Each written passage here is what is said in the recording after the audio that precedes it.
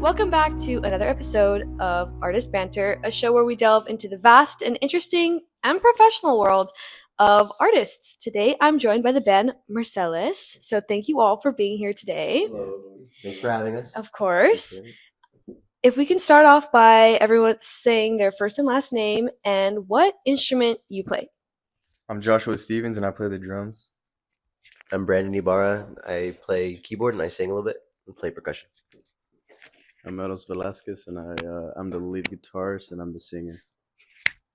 I'm Jair Montes, and I play the bass. I'm Kyle Sanchez, and I play the guitar. Perfect. So thank you all for introducing yourselves.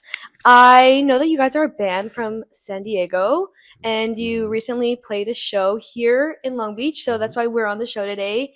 So again, what a long trek. Thank you all for making it. Yeah. I recently found out about you guys because one of my friends who was helping host the show was like, dude, there's this really cool band from San Diego. They're called Merceles. Mm-hmm. It's such an interesting name. Where did that originate from? I'm gonna give this to Eros or whoever. It was between me and Kyle, or mainly Kyle.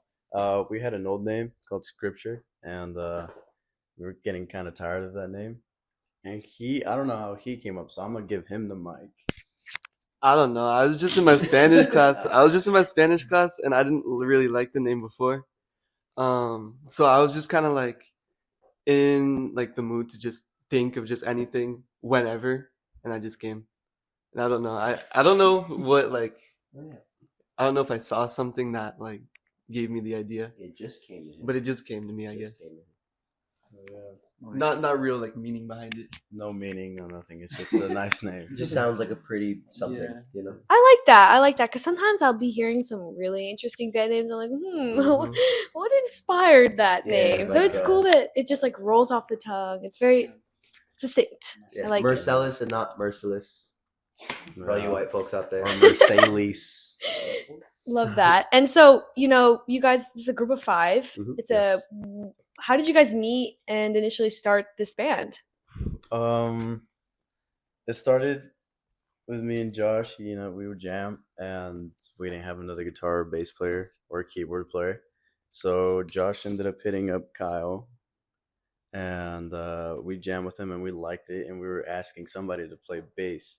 We ended up asking this guy to play bass for us, and he got jealous. He got so jealous. He got jealous, and he was like, "Hey." It made me lock in, so I was like, nah. And also, by the way, we're all part of the same friend group, too. Yeah, we also like been that. knowing each other. We've been knowing each other, different schools and Yeah, everything, different high schools. Jair and I were in a band before, Okay. in a different band called Cholero, and yeah, he played the bass for that band. I was on the drums. And then he asked me to come play the keyboard for his band, and then it just we all kind of clicked from there. So yeah. Very cool. So do you guys know each other from school or just like from music in general? Well, It's social like media. friends from school. Yeah, mutuals, a lot of Mutuals, mutuals. Yeah, and then I know them through somebody else, but I've become good friends with all these guys. I've just met them all through one person. Just So, a yeah. big friend group through music. Mhm. Yeah. It's all through music. I love that. Mhm. That's really cool. Yeah. And so, for somebody who's never heard your music before or never even heard of your band, how would you describe your music? Slow, a little psychedelic, pretty, just kind of laid back. But we're working on more stuff. Working on kind of bringing up the pace a little bit, making it a little more danceable, that type of thing. But right now it's really slow. It's really pretty. Kind of put your hands in your pockets, kind of sway to it. Yeah. Turn on the flashlights and everything. That's what we Flashlights like. and everything. Yeah.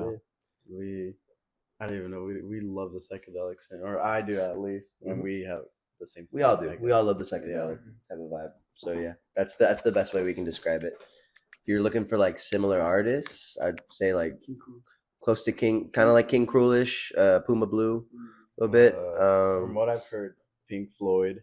Yeah, Pink Floyd. Yeah. This is a perfect segue to my next question, Perfect. which is, what is your inspirations? Like musical inspirations, I feel like band we inspirations? all have like We have so many. we have so many, but like you start with you. What do you like? I kind of started listening to like oldies. Mhm. Like I grew up on oldies, that like soul type of music. So I kind of played, and I started in like blues camps and all that. So Yeah, and then for me, it's kind of I love oldies. Grew up on oldies. I love the Beatles. I love classic rock.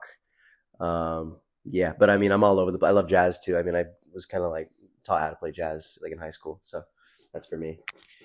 I grew up listening to a lot of Spanish rock, and yeah, and the indie scene made me want to, listen to more music, and from there, just uh, a lot of Pink Floyd, a lot of Japanese artists, from city pop and stuff like that. My favorite, yeah. I really like Marvin Gaye and like soul type of music and funk music. Like for the bass, I like playing a lot of funk because I'm laughing at me. I'd say pretty similar to like them.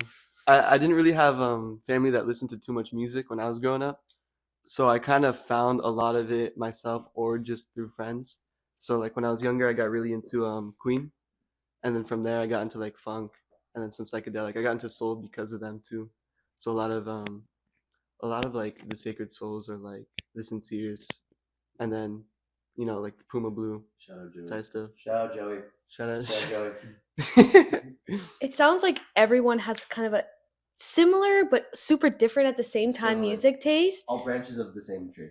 I think that's like the best way to do it because we all can like relate on part of it and have similar ideas that we like, but then bring different parts. Exactly. Yeah. That's definitely like a really cool way to like make music and be a band together. And I'm really curious as to how you guys initially even started like making music individually. Are you guys classically trained? Did you pick it up on your own, or like how did that first start? My grandpa was always in bands, so then he kind of got me near like a blues camp, and I just did that for like 2 years, and then I met all these guys like 2 years ago. We just started playing together. I've always just had instruments in the house since I was a little kid, so I've just always kind of been playing. Taught myself mostly. Started with the keyboard, got more into like other stuff like the guitar and the bass as I got older. Went to performing arts school, so I learned like a bit of like tiny bit of sheet music, but like I can't read it now. But yeah, I mean, I'd say mostly self-taught. I picked up the guitar when I was like 13. It's mainly like self-taught, and then went to a music class or whatever. Instead of picking up the guitar, I picked up the trumpet.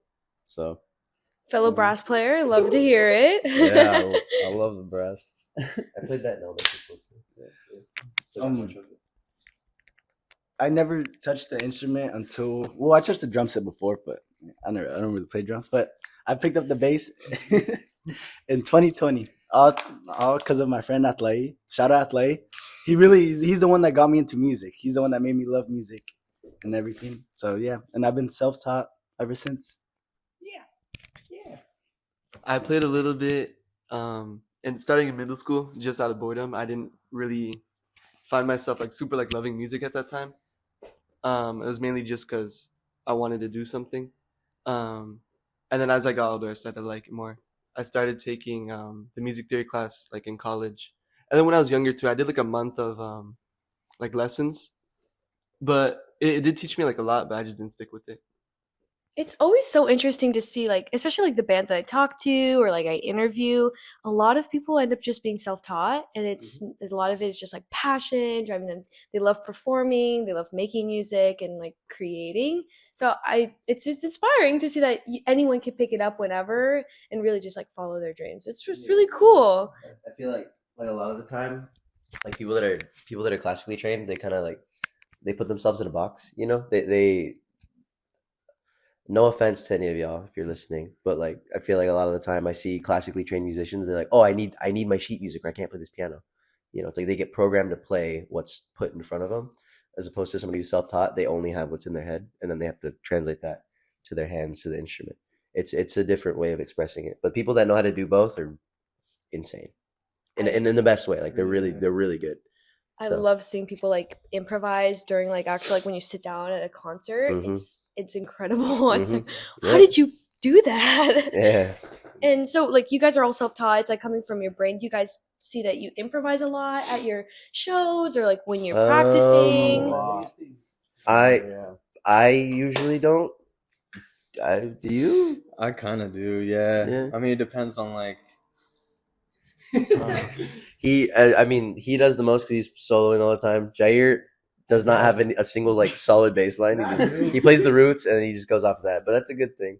Kyle, you mostly. I feel like our whole band, in a way, like when our songs are being made, it's just improv, and I think that's like my favorite part about like making it, and I think that's like the most like genuine way to write, and it's also the most fun.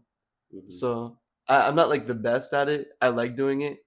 I kind of put myself kind of like in that box of like, oh, like I need to do it a certain way, or I don't know. But recently, I've been getting out of it, and that's a lot more fun that way to me. Yeah. So when you're making music, like when you're gonna release something, what's that process of going from we're just practicing, this is improv, to wait, this is a song that we want to like record? Um, It sounds good. It sounds good. It sounds yeah, if it sounds good, then I mean, yeah. We usually me or Kyle from the songs that we've made, and Brandon, we bring up the ideas, just like a small little idea. Oh, I like this, and we just jam around it, and just go around and see what we like, and if we like a certain sound, with the drums, the bass, or we change like the rhythm or something like that, we just go from there too, until we how could you say, we compose it, Well, Arrange it. arrange it. Yeah, we arrange it correctly. It just becomes like a bunch of jams put together into like a song. Yeah. Like more often than not, like one of us will like present a chord progression, and then we'll all add our own thing to it. Something like that. I'll have like pretty open creative freedom with everybody.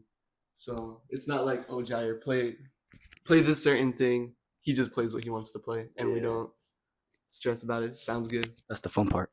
That's the fun part. It sounds like a lot of fun, and then when you're like listening on your Spotify or whatever Apple Music, it sounds like you guys have like, it's like a really good idea that you guys have all like thought about it together. So it's cool that you guys all take it your own individual way. Yeah. I'm really curious to hear how you guys actually record. Is it in a studio? Is it at home? Like, that's super, because every band does it differently. Like, what is that process like for you guys? So like my drum kit's at my house, my garage.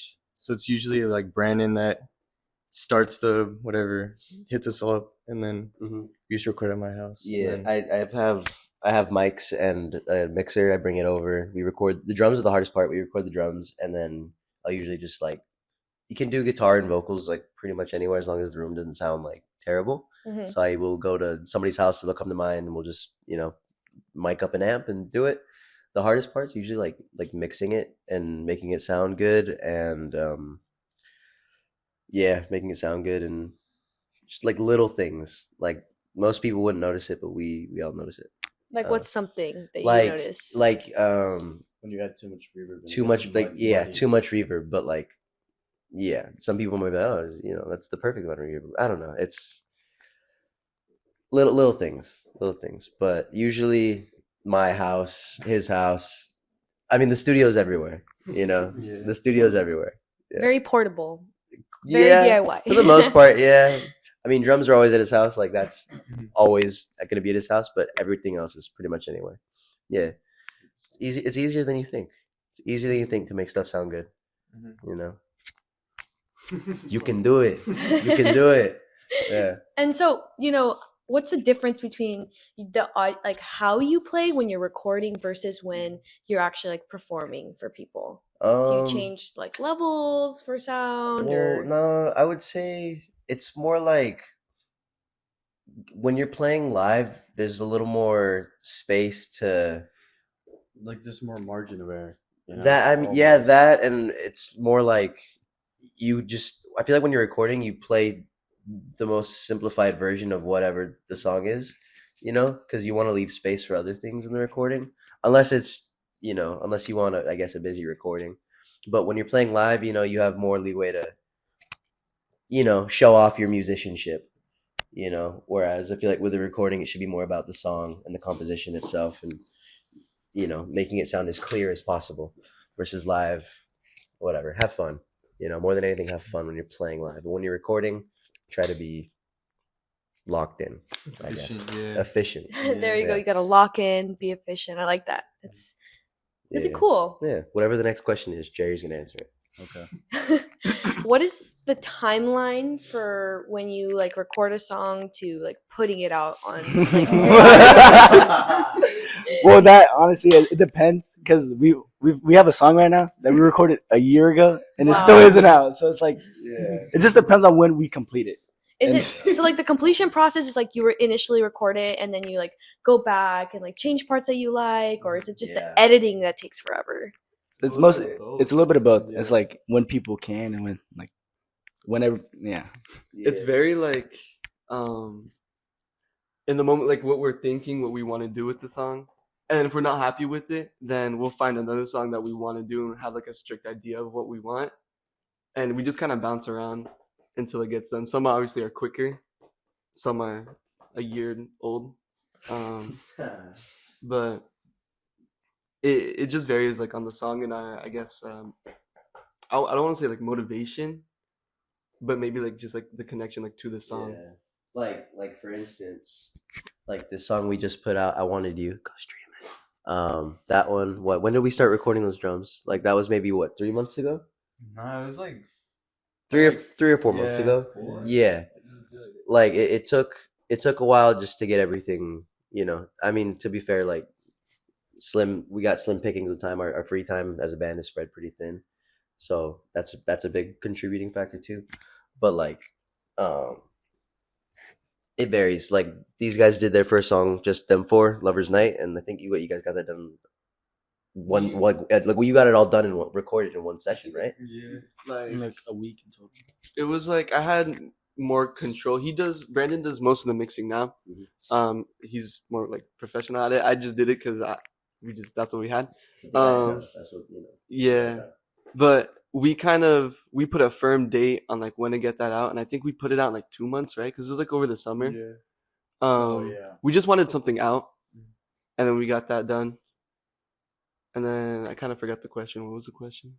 How long the process of recording? Yeah, so like that one when it was like us four, I think it was much different than it is now. Obviously, Mm-hmm. Yeah. when we were making that one with us four, it was like because it was at my house the majority of the time. So whenever I had an idea, I'd add to it, and I think that's probably what you do now. If you have an idea, you might mix it a certain way or add some part to your keys. Yeah. Maybe because you play different instruments, you Yeah. might. And but also like our recording process is a lot more like there's a lot more things, like a lot more microphones and stuff to look at and think about, so sorry, So another question related to streaming is how do you like even put it out? You record it, you put it together, but Yeah. like, how does that like go to Spotify or whatever? We use a distributor called DistroKid. You just pay like 15? I have no idea. You pay a price. They have like different membership options, but it's pretty much just you upload it with the artwork. It has to get cleared. There's like it like if you want to do a cover, they do all the licensing for you. DistroKid is the best. Shout out DistroKid. I use it. I love it. They give you like most of your royalties. I think all of your royalties, and it's like a really good it's a really good really good margin for that. But that's it. Just pretty much just upload it and it goes up. That seems like pretty easy. So It's very like, easy. Like It's very anyone easy. can really like make music and Mhm. like release Anybody it. can make and upload music now. You don't need a record deal to make money. I love that. Yeah, you really don't. No more record But you labels. do need a bit of luck. Yeah. To catch on to the algorithm, you gotta get a little lucky. So that like is another like perfect segue. I like how we were like perfect segues Perfect here. segue, yeah. How do you guys like advertise your music or like get people to listen? Or what's the best success We you've are had? figuring that out still. I mean, honestly, we get not a lot of streams, but we get a lot of people to listen to our music when we do shows. Mhm. They like what they hear, so we're like, listen to us, Yeah. Merceles and But Spotify. as far as like social media promotion goes, we're not too great at that. It's really just like I don't know. We're working on that. It's definitely tough. I feel like social media is always changing. People are always looking for different things. Yeah, it's also about like the way we want to present it too, Right. without compromising the way we want to actually do it. We're trying to be cool. Not like, listen to our new single. That's not us. Yeah, it's definitely you have to tailor it to your own specific image. Mhm. What do you want people to listen to and Bingo. whatnot? Do you guys get the most listens on like what platform? Spotify. I feel like 100%. I feel like most people use Spotify. Mhm. Yeah. No Apple Music. I mean, we're on Apple Music, but I don't. I mean, you can check it, but I don't know. I'm pretty sure it's something like Spotify. Then. it's like it is like Spotify is the biggest. Apple is pretty small compared. I think like our Yeah. top as 15,000 on Spotify, Mhm. and then on Apple maybe like a couple thousand at most. Yeah. So it is pretty different. I don't know why. Maybe we advertise Spotify No, more. I mean, but more people use Spotify Yeah, either I way, feel like you know. So it's like you're more likely to get more streams on Spotify. Yeah. So. I'd say like maybe Spotify is more just because like people who go to shows or I guess like younger people are like looking for stuff on Spotify a little Yeah. bit more. Mhm. I guess that makes sense. Yeah, I mean, it's also like Spotify is way less exclusive. It's Apple Music. You gotta have an iPhone to listen to it. So, yeah. But for us, I think Spotify's our biggest platform right now. Yeah. And so you guys mentioned that, you know, being at shows and concerts are almost like the best form of advertising your music because people Mhm. like to hear again what they just saw live. Do you have a favorite performance that you guys have played at or was like the most successful in your eyes? Our first show I liked a lot. Yeah, our first show was really good. Our first show, and we played a show at Oceanside. I love Oh, Oceanside. yeah, Oceanside. Shout out. It was like a little Oceanside. DIY, like between these two shipping crates. They had a really nice setup, really good little stage, really good Nice. crowd was there. Yeah, I think my keyboard and microphone weren't working at 100%. It was only coming out of one of the speakers, and I don't think my mic was working very well. So yeah, I like the first show we played a little more. We played with Fofer, shout out. Yeah, we filled out Humble Heart in Ocean Beach. Look at that. Shout out Humble Heart in Ocean Beach. Also, shout out Citrus Jr. for the Oceanside show. And so do you guys play like more house shows? Do you play like established venues? What's the We've played a lot of house shows. We've also played like this is this one gig that we get somewhat regularly at Hotspot Flea Market. It's kind of like a daytime thing. Yeah, people just buying clothes and stuff, and then we're there in the background playing music. It's really chill. I actually really enjoy it. and like for shows, do you reach out to venues or do people usually like reach out to you guys? They reach out to us. I don't think we've We've set up like our own a couple times. Like I work at like this like big warehouse for like printing T-shirts. We did that one time where we kind of hosted it, so we got the bands, we organized like the set times and everything.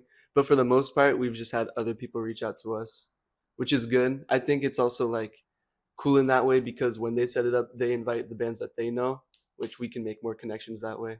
And I feel like overall, like this group is pretty like social, so we're able to talk to them pretty well and get more opportunities that way.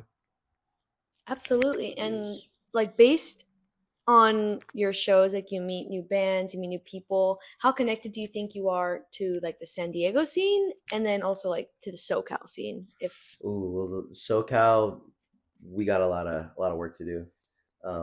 San Diego, I mean, we Honestly, I feel like we're kind of disconnected from it, yeah? a little. We haven't played a ton of like. We've played in the same crowds a lot of the time, and instead of like branching out and playing with other bands, yeah, we've played with like the same bands like multiple times, But I wouldn't say we're super connected. Yeah, we're working on that, building the list of phone numbers and emails and DMs and stuff. But yeah, we'll get there. absolutely. I feel like with any band it takes time to make music, but also like make these connections, meet really cool people and all that stuff. Yeah. And in terms of like which bands you play with, is it a mixed bag of genres or is it typically the same genre? I'd say pretty similar. Kind of like a little more like. I feel like we've played a lot of shows with like more like indie pop and like indie rock, indie pop. Some I mean, what Citrus else? is like, Citrus Junior's what pretty. was that? Yeah, they're What pretty. genre is that? I'd say like just like indie rock kind of fast paced. What is that? They did some like It's a little bit of it was- math it rock was- and stuff. Yeah, that's like more like math Yeah. rock too, which is cool. I'd say most of the other genres we play with, they're pretty similar. Yeah. Very cool. Yeah, I mean, like, you're not gonna find us at a metal show, though. You know, we're not gonna be opening for a deathcore band. Right. I Yeah. usually Shout out 12 gauge. Shout out 12 Gauge Trixie for real. Art, love you. usually when I go to a show, they're like pretty similar, but sometimes they're like totally random band that doesn't really fit the vibe, but it's still like a lot of fun. Mhm. So I usually find that at like house shows, Yeah. but still it's interesting to Yeah. go to shows and get a mixed bag of Yeah. what the scene is. I also and- feel like one of the good things about what we got going on is there aren't really many bands in San Diego that I know of that are similar to what we're playing. You know, I mean, can you guys name any? No, that's what I like about Yeah. it. I feel No. like it's pretty We're trying to be unique, Yeah. and I think we're doing all right. We're trying to branch out of like the indie scene. Yeah. Honestly, we don't want to sound very joyous. No offense to y'all. It's good No, though. it's good good, stuff. but it's not for us. It's not for us. We're just too cool for that. We're too cool. I want to be, 6'3", nonchalant. Yeah. Yeah. Nonchalant dreadhead. And so we talked a little bit about like what goes into actually like what the back end of performing. What's it like to actually perform? What's like your on the day of the concert? What's the progression of events that leads up to you being on stage? So Jaw wakes up and then takes like 3 hours in the shower, Yeah. and then he ends up being late, and All the then time. and then Kyle's getting mad at him, and then It's pretty and common, then like a recurrence. It No, seems it like is. no, not that, but our day to day for our shows are pretty like yeah, that's like our day for the show. It's pretty like consistent. So it's like an everyday thing. Like Yeah. it's nothing super special, like special rituals or anything you guys do. It's just pick them up. If we have time to play, we'll play. If not, go get food, just hang out for a little bit, and then we go and play, hang out. Basically, days of the show, we're just hanging out all day. yeah, pretty so much, it's a yeah. good excuse for us to hang out. Absolutely. It It sounds is. like it. And so, well, when you're actually like at the venue, do you guys set up instruments first, get the set list ahead of time? We or... try to do the set list. Honestly, it's a bad habit. We usually do it like right then and there, like right before the show. It's usually like pretty much the same set list though. It's just same songs, Same songs in a different order. different order. Yeah. But I mean, we get there, put our instruments down, kind of hang out, talk around, talk to people. And then, when it's our turn to go up, we wait for them to get down. Throw all our instruments up there. I mean, Josh and I have the I bring Most my gear, yeah. we have the most setup to Yeah. do. They just kind of like plug their stuff in. I gotta like bust out my computer, load up all the I mean, patches. yeah, it depends on the show, like if I have to bring my drum kit or not. Yeah, exactly. Yeah. Yeah, like there have been a few times where he has had to bring his drum kit, and that took a lot longer to set up. But yeah, I mean, it's usually the same setup every time. I haven't really changed it up. There was like one time the first show I used like my own like piano that I have at home. It's giant. It's like probably like from like Jair's leg to this fool's leg. So yeah, and I had to like lug it, put it on my shoulders. It's big setup, but now Kyle lets me use his. It's really small, so it's a bit easier now. It Yeah. sounds like a lot Yeah, easier. but I mean, I do. Average. I think it will be changing soon because I want to have like a 2 keyboard setup where I'm like, I got one hand here, I got another hand here, and then I want to get this full on a keyboard too between songs. So, I'm sure it'll change. I'm going to get more pedals. It's going to be a different setup pretty soon. But, try not to make it take too much longer, if anything. Yeah, so it sounds like it's very like you guys are hanging out, and then when you get there, it's Yeah. music mode. Yep, basically, yeah. It's pretty laid back the whole time. Yeah. It's really it's SoCal is so diverse. It is. It You is. have surf rock, indie pop, and then you have like hardcore. death Everything metal you need bands. all in one geographic area. It's pretty cool. Yeah. It's really cool, and I love going to concerts. So I'm never bored. Yeah. There's always something going on. Exactly. So it's a lot of Yeah. fun. Especially around here, like, the college area. Oh yeah. Yeah, there's always shows by San Diego State. Like, always, every weekend. You're San going to find something. Diego, Santa Barbara's a pretty big hot spot. We've never been up there. So, if, Somebody take us. if you like Merceles, take us. Yeah, fly us out. I love that. Hopefully you guys get somebody. Psychedelic stuff, please hit us up. Mhm. We have an Period. Instagram as well, Merceles.sd. Merceles.st. And I'm gonna backtrack just a little bit on that set list. When you guys are creating it, what goes what is the rationale behind choosing the order of the songs, or is it, again, just something you guys just have fun with? I mean, honestly, for going from like softer to like more distortion, honestly, from what I've seen, that was that was for yesterday. It depends on how much time we have. There've been like times where we had like 45-minute sets, and we try to have it like start energetic, go slower, come back up at the end. Usually, it's usually like that. Can't remember a time where we like just made it really pretty. Like yesterday, we had like a 30-minute set, and we started slow and just turned up the volume as we went on. It's usually like that. We have a few songs that are like our consistent starters. We have pretty much a consistent closing song. But yeah, everything in the middle just kind of changes depending on what we want to do. Just make it interesting. Yeah, exactly. Try to make it interesting. I like that you guys like tailor the energy and the mood. Roller coaster. I mean, that's what's fun about it too. I feel like when we do make this at a little last minute, because it's just kind of like, what songs do we want to play in that moment and in that order? Yeah. It's not the best habit, but it's fun that way too. It can be, unless it gets stressful. it also depends on the people, on the crowd. Yeah. If I see that they like the energy of the other bands, more upbeat stuff. Then, Maybe it's not a bad habit because it hasn't been a problem yet, really. yeah. Except for that one time, he was like we were in the middle of the set list, and this fool we called out the song, and he just went. He shook his head. He said, "No." I was like, "Now, right now, bro. It's fine. It's fine." I mean, the set list like kind of changes. Like I swear, like we make one and then it changes within 5 minutes, and they got a whole another set list, and you send it to each other. Oh yeah, it changes pretty hard when you say. Yeah. Do you guys like text it to each other, or you guys just verbally hey, change it? We try to write it on paper and like not have to like for the first maybe 5 or 6 it's the first like 10 shows we played, like we'd all like look back and be like, hey, what's next and like I hate that so much. So Actually, I kind of like it. We're part of the crowd, like the crowd doesn't know either, bro, so we're all confused. If they don't know, we wouldn't know either, Yeah, exactly, we're all confused as hell, dude. We wrote it down one time like on paper, and we had it like on our feet, and that ended up going like really smooth. And we did that last night too. So yeah, and that also felt like it went really smooth. So yeah, I mean, it's not a bad habit. I don't think that we come up with it right before, but I think it's a bad habit that we don't always have it like at the ready on stage. What are we playing? No good. Can you just throw up a game sign? Bro, no. Not affiliated. Well, so it sounds like, when you're at a concert, it's either, you guys are just very much going with the flow, seeing where you guys want to take it. And, you guys are learning as you go, as you perform more, what works, what doesn't work, what do you guys like and whatnot. As you continue on in this band, playing with each other, what are your goals? What is the end? Like, not the end, but what is like the ultimate goal for what you guys are doing?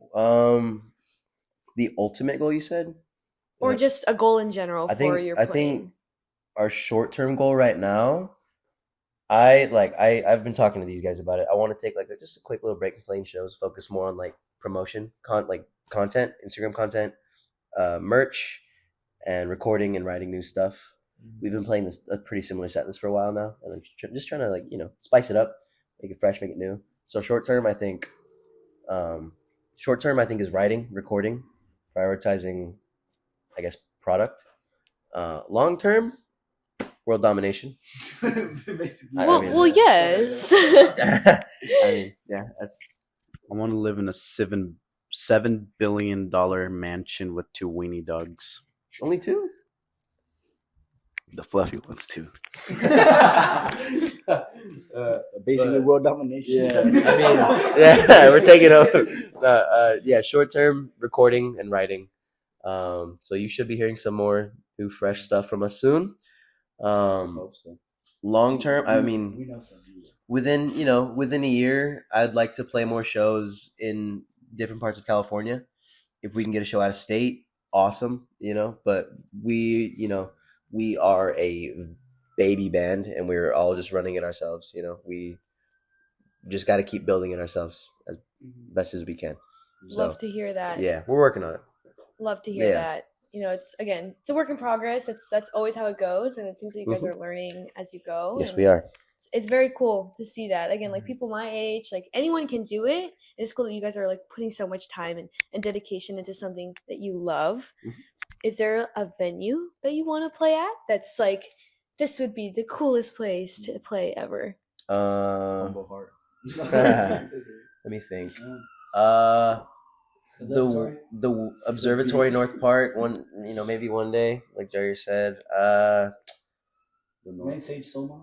Main stage at Soma. Maybe Pickle Park. Pickle Park. Soma's closing? Yeah, we don't know when. It's like in a 2 couple or 3 years. I feel like they've been saying that though. That's gonna break my heart. Yeah. Wow, that I was. don't To know. do with the arena next door. They're No? taking down like the big sports arena, Yeah. and then they're gonna rebuild a bigger one where Soma is what I've heard. Yeah. Well, I mean, they're both old. I mean, let me think. Dream venue. The Wiltern here is really cool. The Wiltern That is would be very sick. Go there one day. I think. Oh, what's it called? The Fonda Theater. I think I've been there once. The fund is also really cool. I might be getting it mixed up. Coachella. Coachella. Rolling Loud. Rolling Loud would be so baller. I want to play with Miles. Young Thug feat Merceles.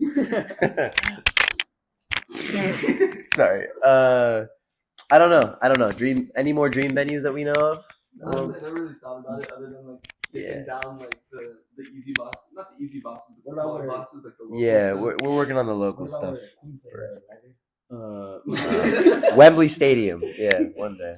the Kia Forum. Kia. All right. Yeah. That would be really cool. Merceles Did live Travis Scott play there once? Oh, you know what? In Vegas, the ball. at the sphere. Oh. On top of the sphere, though. Okay. All right. Well, That'd be very fun. there we go. I like the dreams here. Yeah. Let's hope they Exactly. take you there. Oh, I hope so. Is it off? I pressed the button, but it's still on. Oh, it's still on. Okay, we're Okay. good. All right. As a final wrap up, we're coming to the end of the interview. Thank you so much again for being here. Your Thank you. answers were all amazing. Thank you again for having us. Of Appreciate course. Pop song or gay daughter. As we're reaching the end of our interview, so I want to say thank you guys again for being on the show. Thank you for having I loved us. your answers. Appreciate you. Do you guys have anything that you want to promote and that you're releasing, or any Instagrams or anything like I that? want to do. It's your chance. Stream I Wanted You just came out March 8th. Very relaxed. Very song. relaxing, pretty track. Available everywhere, wherever you get your music. Stream it. You don't want to miss that one. We just released merch. We probably got it in your size. We got it from small to what, double XL?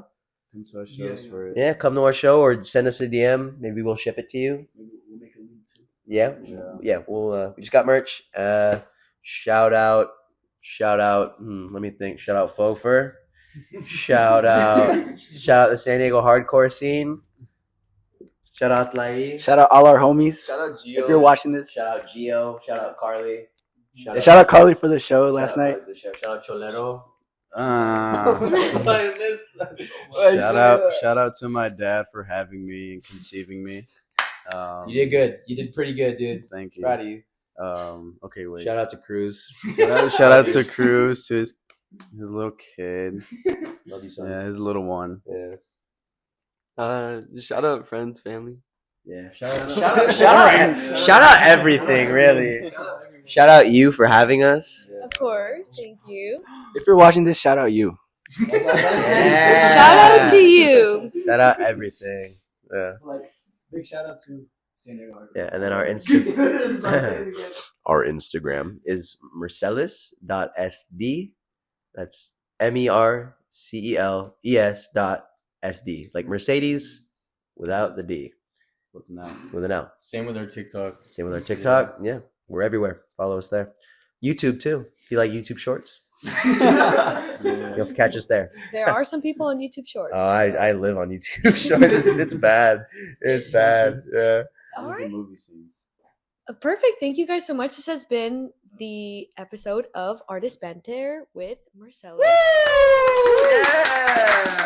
Stay tuned for the next episode in a couple of weeks. But again, thank you guys for being on the show, and thank you guys for listening. I appreciate it all. Thank you.